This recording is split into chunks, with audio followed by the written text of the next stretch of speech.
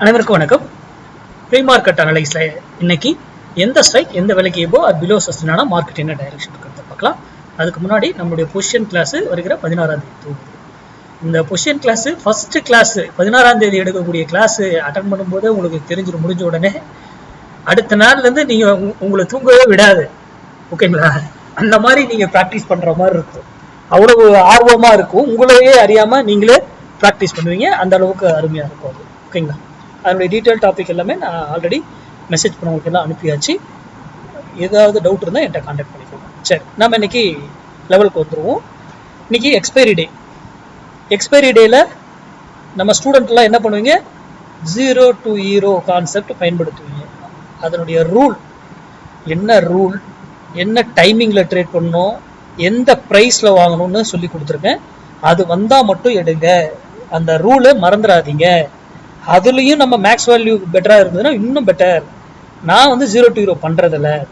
ஆனால் அதிலே 0 to heroவிலே நம்ம சேஃப் ட்ரேட்லேயே 0 to hero கிடைச்சா என்ன பண்ணுவேன்?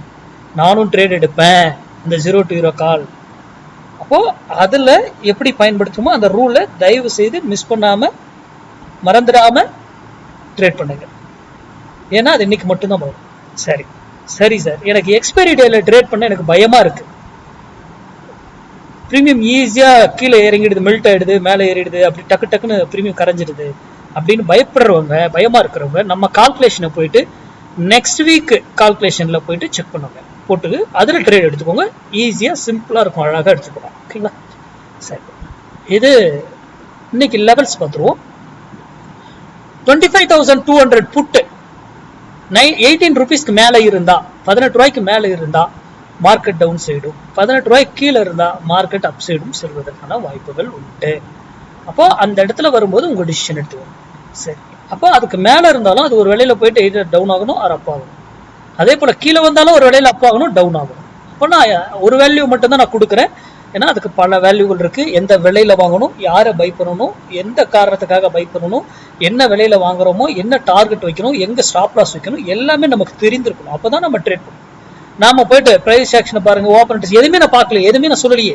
ஒரு வேல்யூ மேக்ஸ் வேல்யூ ஒன்று மட்டும் தான் நான் சொல்றேன். அதுல இருந்து நீங்க என்ன நினைக்கணும், இதுல இருந்து சிந்திக்கணும். என்னடா இவரும் சம்மந்தமே எல்லாம் போடுறாரு. அப்போ மார்க்கெட்டுங்கிறது இன்ட்ராடேங்கிறது முழுக்க மேக்ஸ் சார்ந்தது. அதை படிங்க, படித்து தெரிந்து கொண்டு ட்ரேட் பண்ணுங்க. இல்லையா யூடியூப்ல யாரு கொடுக்குறாங்கன்றத நம்பாதீங்க. Including me, public social media யாரு கொடுத்தாலும் இன்க்ளூடிங் நான் கொடுக்கறது எதுவும் நம்பாதீங்க. உங்களுக்கு அது புரிதல் இருந்தால் மட்டும் அதை பயன்படுத்துங்க. இல்லையா தவிர்த்துருங்க. நன்றி, வணக்கம், வாழ்க வளமுடன்.